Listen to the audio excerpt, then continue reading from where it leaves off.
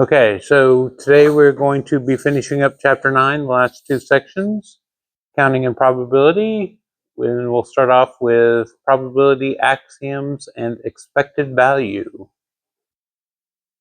Up to this point, we have calculated probabilities only for situations such as tossing a fair coin or rolling a pair of balanced dice, where the outcomes in the sample space are all equally likely. Well, coins are not always fair and dice are not always balanced. How is it possible to calculate probabilities for these more general situations? The following axioms were formulated by this fellow in 1933 to provide a theoretical foundation for a far-ranging theory of probability. The axioms. Let S be a sample space. A probability function P from a set of all events in S to the set of real numbers satisfies the following three axioms. For all events A and B in S, the probability of A is greater than or equal to 0 and less than or equal to 1. The probability of the empty set, probability of null is equal to 0.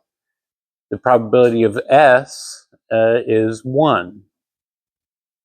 If A and B are disjoint, that is, if A intersect B is null, then the probability of the union of A and B is the probability of A plus the probability of B.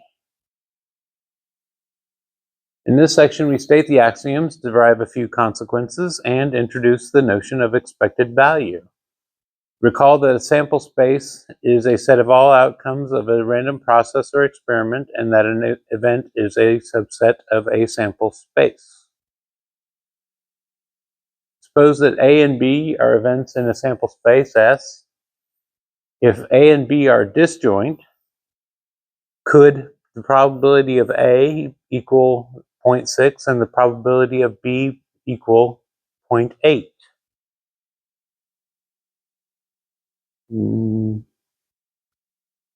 No, because they're disjoint, you would add them together and get a number greater than 1.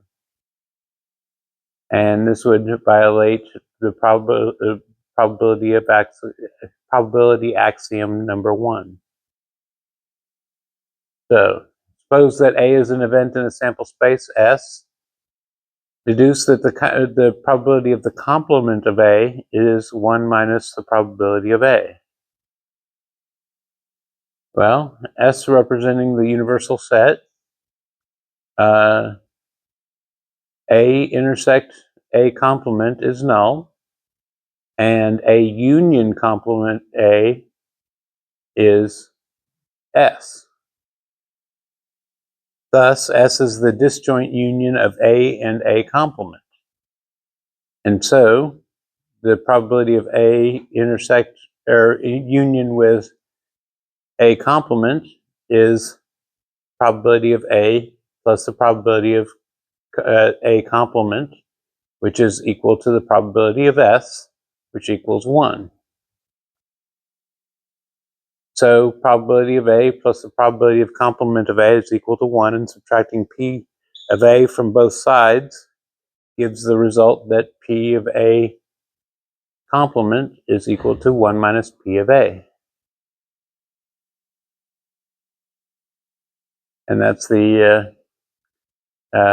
theorem 981. If A is any event in a sample space S, then the probability of A complement is equal to 1 minus the probability of A. And the probability of a general union of two events, if S is any sample space and A and B are any events in S, then the probability of A union B is equal to the probability of A plus the probability of B minus the probability of the intersection of A and B. Suppose a card is chosen at random from an ordinary 552 card deck. What is the probability that the card is a face card or is from one of the red suits? Let A be the event that the chosen card is a face card, and let B be the event that the chosen card is from one of the red suits. The event that the card is a face card or is from one of the red suits is A union B. Now, the number of elements in the event A is 4 times 3, or 12, because the 4 suits have 3 face cards each. And so the probability of A is 12 over 52. Also, the number of elements in B is 26, because half the cards are red. And so probability of B is equal to 26 over 52. Finally, the number of elements in A intersect B is equal to 6, because there are 3 face cards in each of the 2 red suits. And so the probability of A intersect B is 6 over 52. It follows from the formula for the probability of a union of any 2 events that the probability is equal to probability of A plus the probability of B minus the probability of A intersect B, which do the substitution from the previous values gives you 61.5%. Thus, the probability that the chosen card is a face card or is from one of the red suits is approximately 61.5%. Expected value.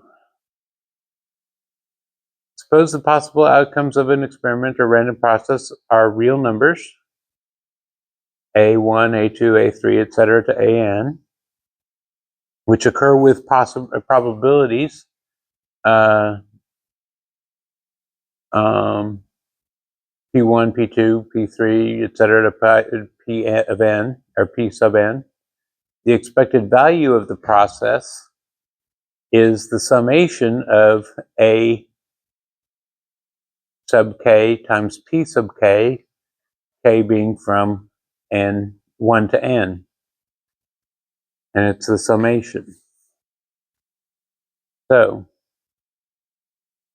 suppose, an example here, suppose that 500,000 people pay $5 each to play a lottery game with the following prizes: 1 grand prize of 1 million, 10 second prizes of 1,000 each, 1,000 third prizes of 500 each, and 10,000 fourth prizes of $10 each. What is the expected value of a ticket? Each of the 500,000 lottery tickets has the same chance as any other of containing a winning lottery number. And so P sub k is 1 over 500,000 for each of the K1 through 500,000. Let A sub I be the net gain for an individual ticket, where A sub 1 is 999,995 for the grand prize ticket, with being $1 million minus the cost of the winning ticket. A2 through A11 would be a net gain of 995. The net gain for A12 through A1011 is 495 for the third prize tickets, and A1012 through A11011 is 5 for the gain for the fourth prize tickets. The remaining 488,989 tickets just lose $5. So those A's would be minus 5. The expected value of the ticket, therefore, is the summation of A sub k times, or from k from 1 to 500,000 times 1 over 500,000. because each P of k, P sub k is 1 over 500,000. You do a lot of substitution and all that sort of stuff for the values and multiply out the multiply it all out. You get a expected value of $1 minus $1.78. So a person who plays will on average lose $1.78, which means it's a racket. So that's it for the first section of today. And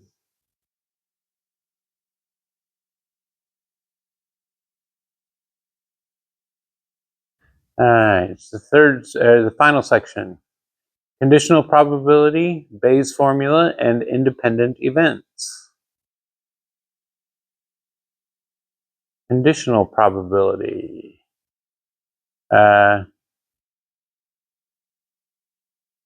Let A and B be events in a sample space.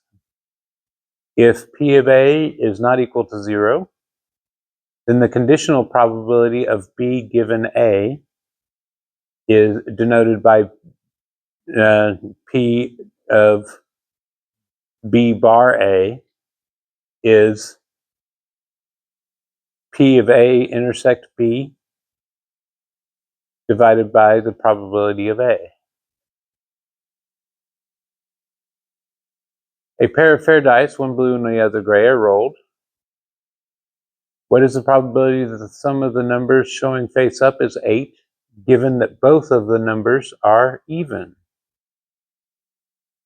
The sample space is a set of all 36 outcomes obtained from rolling 2 dice and noting the numbers showing face up on each. As in an earlier section, denote by AB the outcome that the number showing face up on the blue die is A and the other one on the gray die is B. Let A be the event that both numbers are even, and B be the event that the sum of the numbers is 8.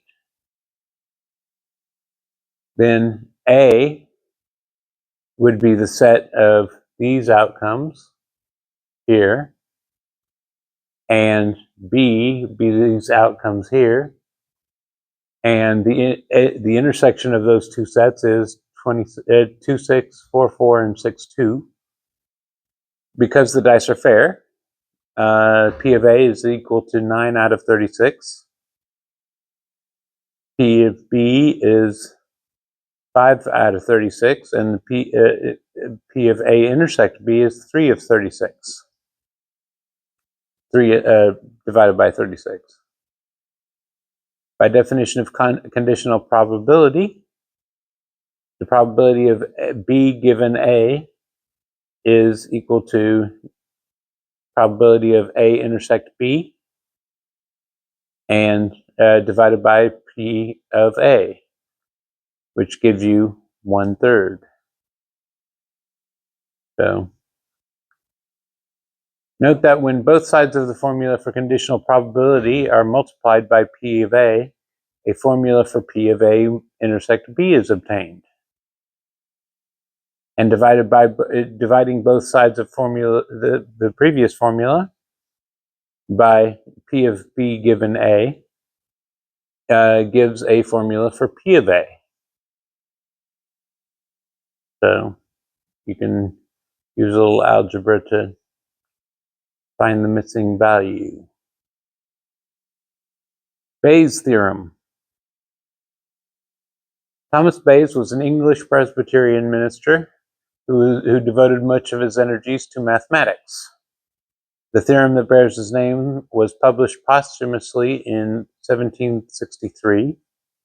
The theorem is that suppose a sample space S is a union of mutually disjoint events B1, B2, etc. to Bn, and suppose A is an event in S, and suppose that A and B of k, sub k, have non-zero probabilities for every integer k, with k being greater than or equal to 1 and less than or equal to n, then b, the probability of b sub k given a is equal to this mess.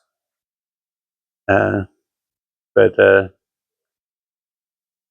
I would suggest writing it down or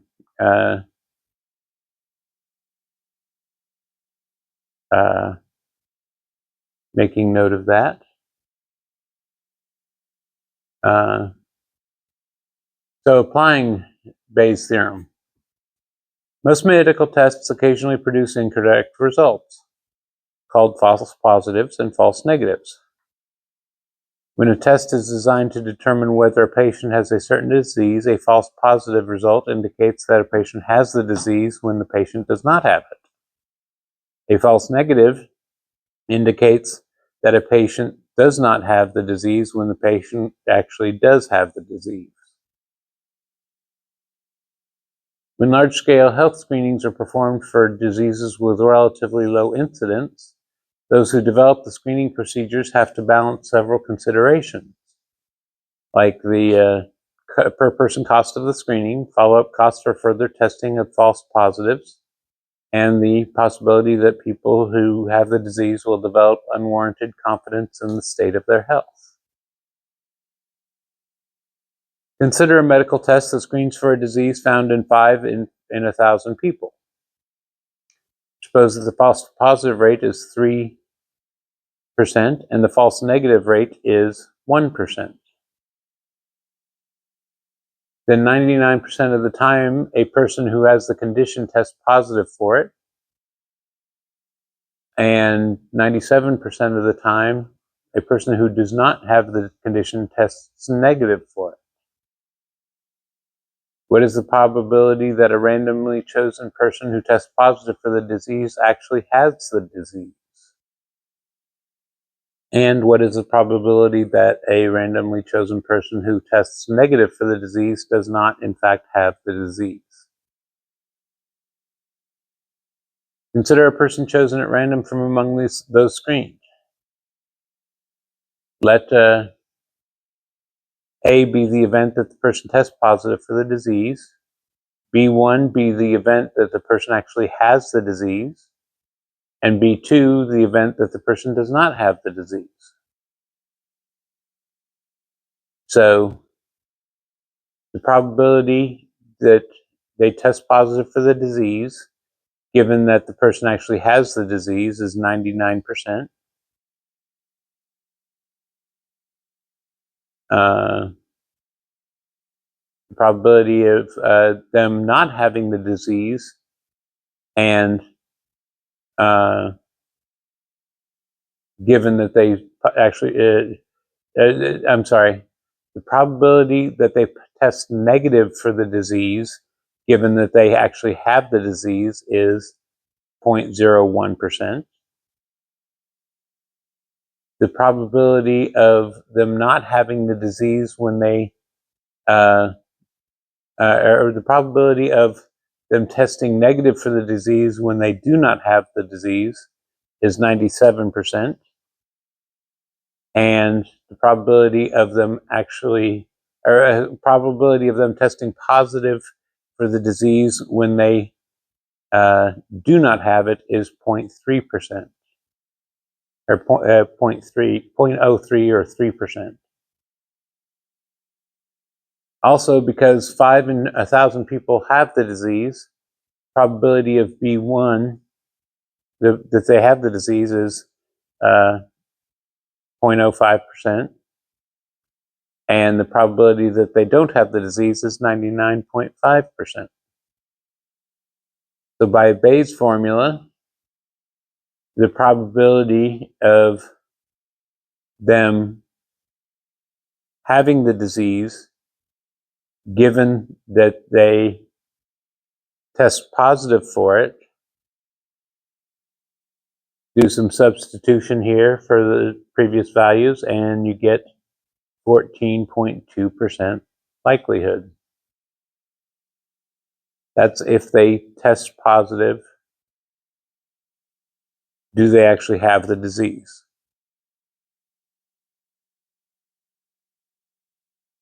By Bayes' theorem for part B, the probability that they do not have the disease, given that they tested negative for it, again, use Bayes' theorem, do some substitution, and you get 99.995% likelihood that they do not have the disease, given that they have tested negative for it. Thus, the probability of a negative test does not have a disease is approximately 99.995%. These numbers might surprise you, but they are fairly typical of the situation where the screening test is significantly less expensive than a more accurate test for the same disease, yet produces positive results for nearly all people with the disease. Using the screening test limits the expense of unnecessarily using more costly tests to a relatively small percentage of the population being screened, while only rarely indicating that a person who has the disease is free of it. Independent events. Suppose a fair coin is tossed twice. It seems intuitively clear that the outcome of the first toss does not depend in any way on the outcome of the second toss. And the outcome of the second toss does not depend on the outcome of the first toss. In other words, if, for instance, A is the event that the head is obtained on the first toss, and B is the event that a head is obtained on the second toss, then if the coin is tossed randomly both times, events A and B should be independent. In the sense that probability of A given B equals probability of A, and the probability of B given A is equal to the probability of B. Definition. If A and B are events in the sample space S, then A and B are independent if and only if the probability of the intersection of A and B is equal to the probability of A times the probability of B.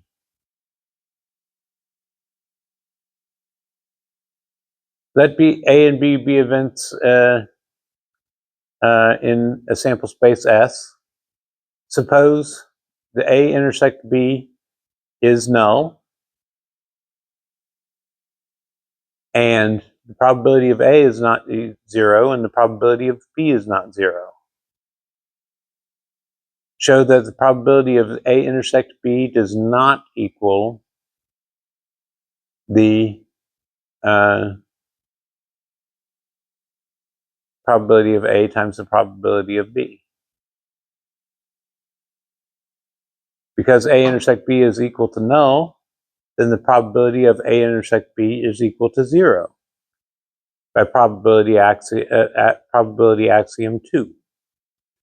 But P of A times P of B does not equal 0 because neither A probability of A nor the probability of B equals 0. Thus, the probability of A intersect B is not equal to the probability of A times the probability of B.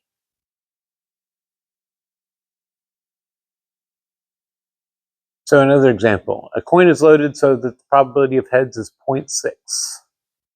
Suppose the coin is tossed twice. Although the probability of heads is greater than the probability of tails, there's no reason to believe that whether the coin lands heads or tails on one toss will affect whether it lands heads or tails on another toss. Thus, it is reasonable to assume that the results of these tosses are independent. What is the probability of obtaining 2 heads? What is the probability of obtaining 1 head? What is the probability of obtaining no heads? What is the probability of obtaining at least 1 head? The sample space S consists of 4 outcomes, HH, HT, TH, and TT, which are not equally likely. Let E be the event that a head is obtained on the first toss, and F be the event that a head is obtained on the second toss. Then P of E equals P of F, which equals 0.6. And it is to be assumed that E and F are independent.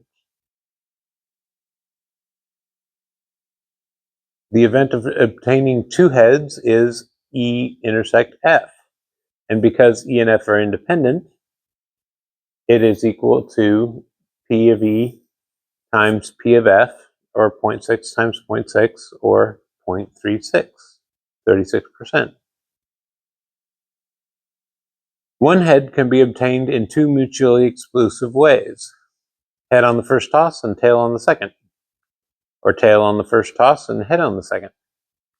Thus, the event of obtaining exactly 1 head is given by this expression here. Also, the intersection of those 2 events is null, and moreover, by the formula for the probability of the complement of an event, P of E complement is equal to P of F complement, which is 0.4. So you get the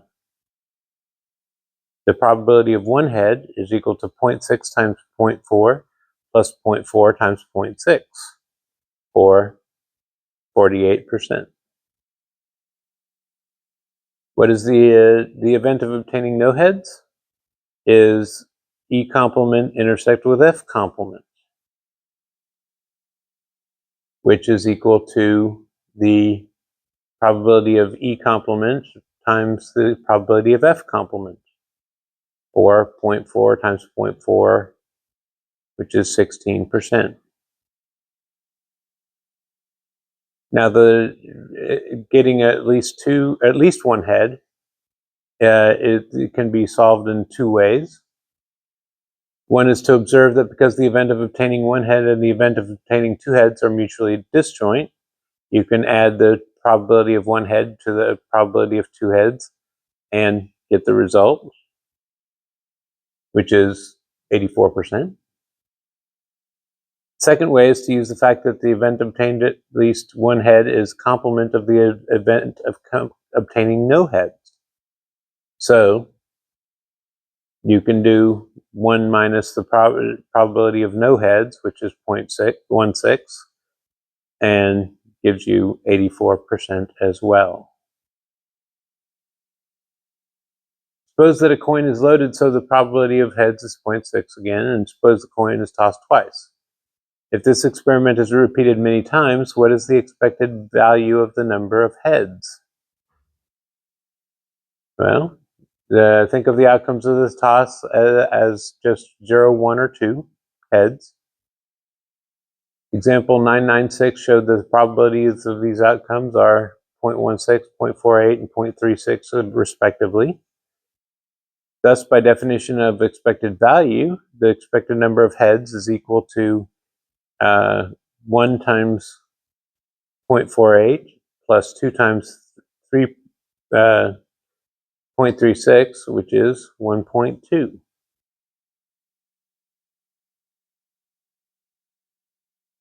So, 4 conditions must be included in the definition of independence for 3 events.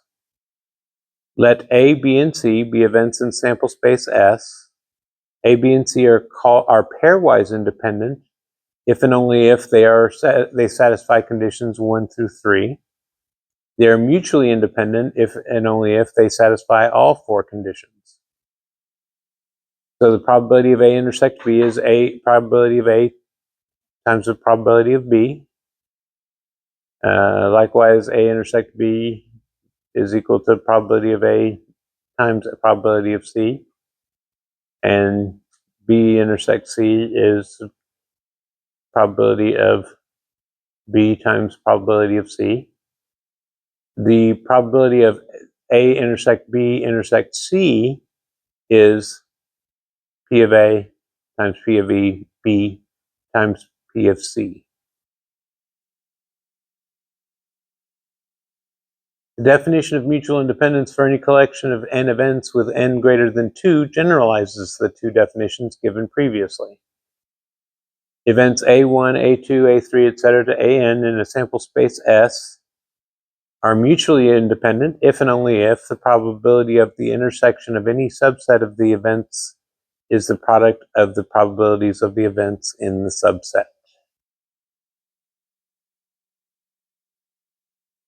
So, your loaded coin, 0.6 probability. Suppose it is tossed 10 times.